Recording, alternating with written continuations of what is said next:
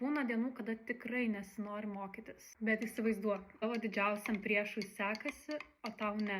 Įsivaizduok savo tėvus, kurie turėtų visą gyvenimą dirbti, kad tave išlaikytų. Kaip suaugusį žmogų. Įsivaizduok, kažko labai nori gyvenime, bet negali to pasiekti ir tai lieka tik svajonė, o ne realybė. Arba įsivaizduok savo ex tau sakantį, tu esi niekas be jo. Nelabai faina tiesa. Aš nenorėčiau, aš suprantu, nes mokytis, studijuoti yra sunku ir tai užima labai daug laiko. Bet aš nenoriu gailėtis ir aš nenoriu, kad gailėtumeisi tu. Leisk parodysiu tau, ką aš darau, kad mokyčiausi efektyviai, užtrunkant kiek įmanoma trumpiau. Būtent tam, kad galėčiau gyventi savo gyvenimą ir siekti savo svajonių. Kiekvieną kartą, kai noriu pasitikrinti žinias, aš įkeliu savo medžiagą į Astrą. Štai yra mano įkelta medžiaga ir pagal tai Astra sugeneravo man konspektus. Dažnai susiduriu su sunkumais atsiminti terminus ir savokas, dėl to flashcards yra geriausias pasirinkimas man.